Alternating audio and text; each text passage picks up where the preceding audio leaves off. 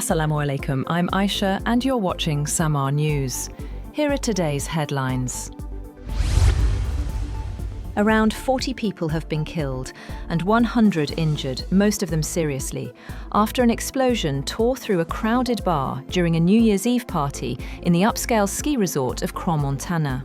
Swiss officials said a fire broke out at 1:30 a.m. in a bar called Le Constellation in the resort in southwestern Switzerland. The cause of the blast remains unclear, but authorities said it appeared to be an accident. The head of security for the Valais canton said some of the victims are from other countries.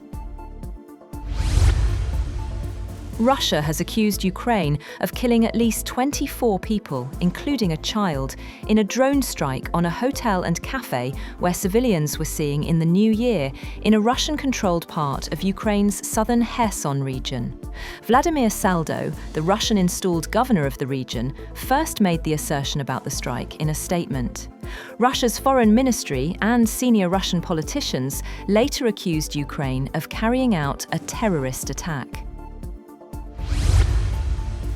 Ukrainian President Volodymyr Zelenskiy, in his New Year address to the nation, has said that Ukraine wanted the war to end, but not at any cost, adding he would not sign a weak peace agreement that would only prolong the war. He said Ukrainians were exhausted from nearly 4 years of war, but not prepared to give up. Zelensky said any signature placed on weak agreements only fuel the war, adding that a peace agreement is 90% ready. Ukrainian and European officials have rejected Moscow's claims that Ukraine targeted a personal residence of Russian President Vladimir Putin with a drone attack this week. The Wall Street Journal reported that US national security officials have found Ukraine did not target Putin or one of his residences in a drone strike. Kaja Kallas, the EU's top diplomat, called Russia's claims a deliberate distraction.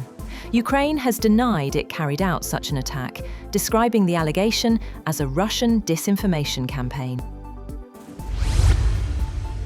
Several people have been killed during overnight unrest in Iran as protests over soaring inflation escalated into clashes with security forces. Iranian media and rights groups reported deaths in multiple cities, while authorities blamed violence on demonstrators and said dialogue would be offered alongside security measures. Pakistan and India have exchanged details of their nuclear facilities and lists of prisoners held in each other's jails. According to sources, the details of nuclear facilities were exchanged simultaneously in Islamabad and New Delhi. The exchange was conducted under a formal agreement between Pakistan and India.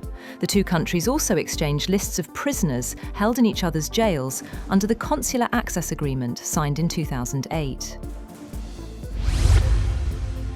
Zoran Mandani has been sworn in as New York City Mayor in the first minutes of the new year at the historic City Hall subway station, with his wife Rama Duwaji standing by his side.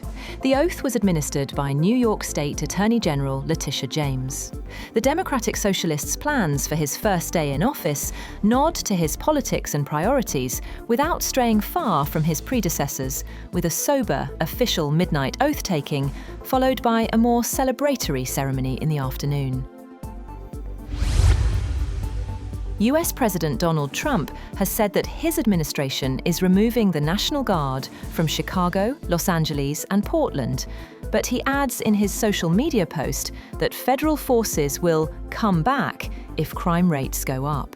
Local leaders in those cities and Democrats have said the deployments are unnecessary. Trump's announcement comes shortly before a federal appellate court ruled that his administration had to return hundreds of California National Guard troops to Governor Gavin Newsom's control. Israel is set to prohibit 37 international aid organisations from operating in Gaza and the West Bank from January 1st, citing failure to meet stricter registration and security requirements. Israeli authorities say the rules aim to prevent alleged links between NGO staff and rebel groups, a claim rejected by several aid agencies. Groups including Doctors Without Borders are affected. Turkey has granted visa-free travel to Chinese citizens holding ordinary passports for tourism and transit. Under a presidential decree signed by President Tayyip Erdogan, visitors from China can now stay up to 90 days within any 180-day period starting January 2nd. The move is aimed at boosting tourism and trade ties between the two countries. As 2025 drew to a close, people across the world welcomed the new year with celebrations stretching from the Pacific to the Americas. From bell-ringing ceremonies in Seoul to festivities at the Great Wall of China and early countdowns in Europe, crowds marked the arrival of 2026 with traditions, fireworks, and hopes for peace. Meanwhile, both Ukrainians and Russians welcomed the new year with hopes for peace. After nearly 4 years of conflict, citizens on both sides are looking ahead with a shared desire for calm, stability, and an end to hostilities.